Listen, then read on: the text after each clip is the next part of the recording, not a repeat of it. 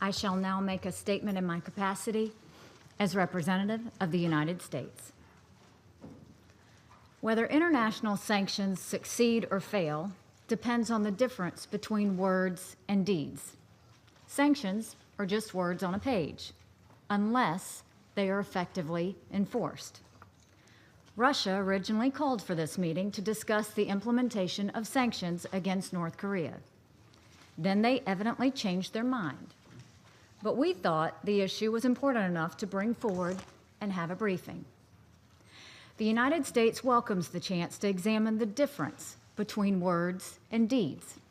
We welcome the opportunity to see whether Security Council's efforts to eliminate North Korea's nuclear and ballistic missile programs are being honored and enforced, and if not, why? The measures we adopted last year are something the Security Council should be very proud of. We achieved historic unity implementing historic sanctions.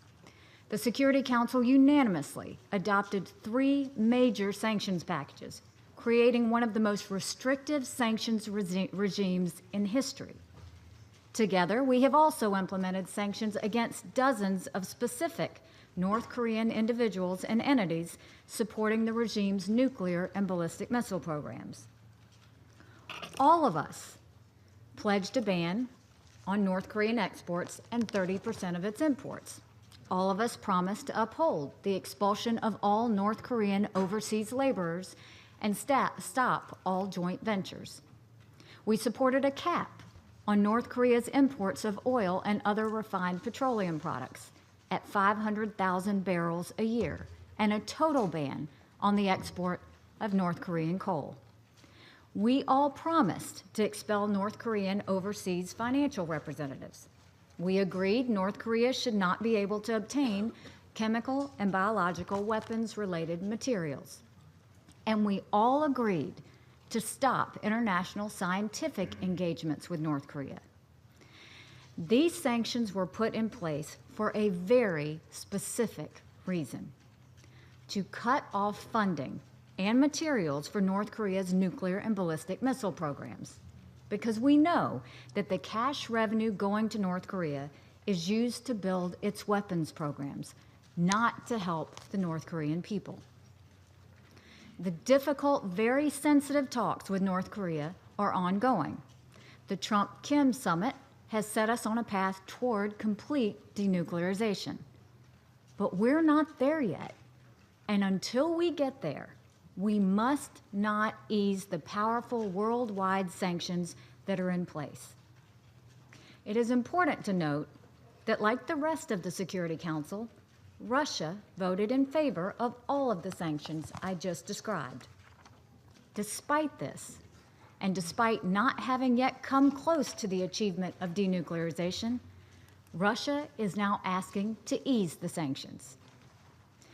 Russia originally requested this meeting for the purpose of criticizing the United States for blocking rail projects it wants to pursue with North Korea.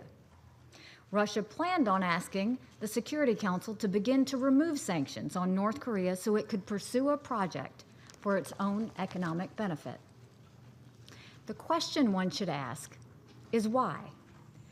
Why, after voting for sanctions 11 different times, is Russia now backing away from them? We know the answer. It's because Russia has been cheating, and now they've been caught. Despite its repeated support for UN sanctions, Russia is actively working to undermine the enforcement of the Security Council's sanctions on North Korea. Its violations are not one-offs. They are systematic. Russia has not simply looked the other way as its nationals and entities engage in activities explicitly prohibited by UN sanctions. Russia has engaged in a concerted campaign in the Security Council to cover up violations of sanctions, whether they're committed by Russia or citizens of other states. The United States has evidence of consistent and wide-ranging Russian violations. This should offend every current and former member of the Security Council who knows how difficult it was to gain passage of these sanctions. And it should offend every country that has felt the looming threat of North Korean nuclear weapons. One of the main ways North Korea cheats is through ship-to-ship transfers of banned items, mainly oil, but increasingly coal and other goods. To evade port inspections, oil tankers come together over the high seas. North Koreans use hoses to transfer refined petroleum products to their ships to bring back home. Many tankers are willing to provide oil to make a quick buck. One Russian vessel, called the Patriot, was captured on film transferring refined petroleum to a North Korean-controlled vessel in April of this year that is UN listed. The Patriot helped the North Koreans evade sanctions by allowing them to obtain oil on the high seas without having to dock into a port, since the North Korean boat was subject to a global port entry ban. With our allies and partners, the United States has evidence of many more ships we have uncovered providing oil illegally through ship-to-ship transfers. Just this year, the United States tracked at least 148 instances of oil tankers delivering refined petroleum products obtained through illegal ship-to-ship transfers. We estimate that at least North Korea has obtained over 800,000 barrels of refined petroleum products in the first 8 months of this year. That's 160% of the 2018 annual cap of 500,000. In reality, we think they've obtained 4 times the annual quota in the first 8 months of this year. We presented evidence of these violations to the 1718 committee that tracks sanctions implementation. But Russia prevented the committee from declaring that North Korea exceeded its oil quota. Today, North Korea continues to illegally procure refined petroleum products with the help of Russia. Not only that, when we pursued UN designation of the Patriot and other North Korean, Russian, and other country flagged ships that have been found to be illegally transferring oil, Russia consistently blocked these designations in the Sanctions Committee. And it's not just on the high seas that Russia is aiding sanctions evasion. When North Korea assassinated Kim Jong-nam with VX, a deadly nerve agent, the United States moved to strengthen UN controls on the flow of chemical and biological weapons technology of North Korea. Russia agreed with us in the Security Council, but turned around and again blocked the Sanctions Committee from updating its 12-year-old sanctions list, a list that is critical to preventing the flow of dangerous weapons of mass destruction-related materials to North Korea. When North Korea began developing ICBMs to target the United States and other nations with nuclear weapons, we tried to stop them. But even when it came to denying North Korea the means to deliver nuclear weapons, the Russians resisted enforcement of the sanctions. The list goes on.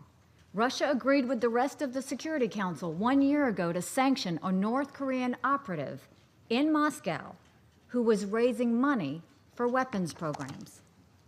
But it never expelled this operative, and when it came time to act, Russia not only fought to allow the operative to remain in its country, but it's fighting for him to retain access to his Moscow bank account. For what? To finance his illegal operations in Russia in violation of the UN sanctions?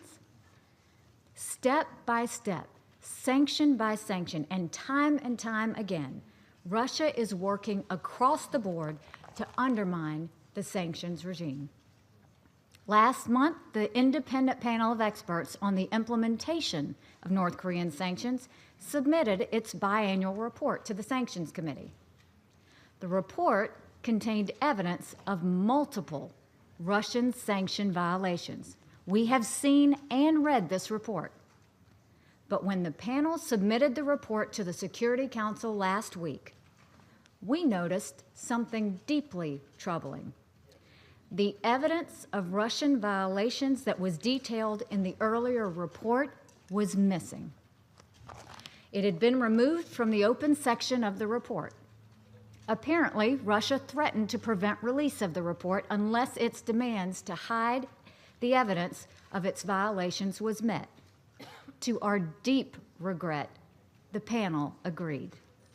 This Russian interference was so egregious that the United States had no choice but to prevent the publication of the tainted report.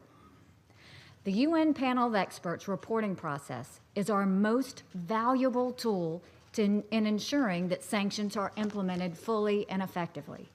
It gives the Security Council and the world an impartial, independent means of ensuring accountability for violators and a warning to anyone who is considering violation sanctions in the future. We've seen this Russian tendency to kill the messengers of inconvenient truths before.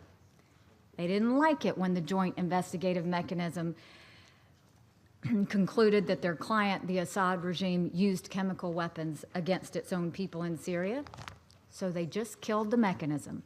Now Russia has succeeded in discrediting the UN independent panel reporting process because it called out their violations. Russian corruption is like a virus. It is impeding our ability to achieve complete denuclearization in North Korea. Now it has spread to the sanctions reporting process. If we're not careful, the sickness will make its way to the integrity and effectiveness of the Security Council itself. Finally, let's look at why Russia is so focused on developing railways with North Korea. So focused that it will tell us today we should remove sanctions. Russia's Far East region has few economic opportunities, but coal is one of them. Exporting coal has been easy without a warm water seaport. So Russians have been leasing the North Korean port of Rajin. It poured a lot of money into building this port. We knew it was important for Russia, so we exempted it 5 times since 2016. But that's not enough for Russia. It wants sanctions relief so it can connect its Trans-Siberian Railway into North Korea to ultimately reach a global port in South Korea. The problem is, it isn't time yet to relieve the pressure on North Korea, no matter how lucrative it is for Russia. As we have all agreed to, that time comes with denuclearization, not before. Now is the wrong time to undo all the good work we've done in the Security Council. Now is the wrong time to ease sanctions pressure on the North Korean regime by repealing sanctions. And it's never the right time to allow cheating to go unpunished. Every time the Security Council overlooks sanctions violation, every time we allow the Russians to bury evidence of violations, we remove incentives of Pyongyang to end its nuclear program. The evidence we presented today leaves Russia with a choice. It's binary. Either it wants sanctions to succeed or it doesn't. Either it wants to deprive the Pyongyang government of the means to finance its illegal nuclear weapon system, or it doesn't. Unfortunately, I think we know the answers to these questions. Either way, the Security Council can no longer be indifferent to Russia's actions. Russia must cease its violations of North Korean sanctions.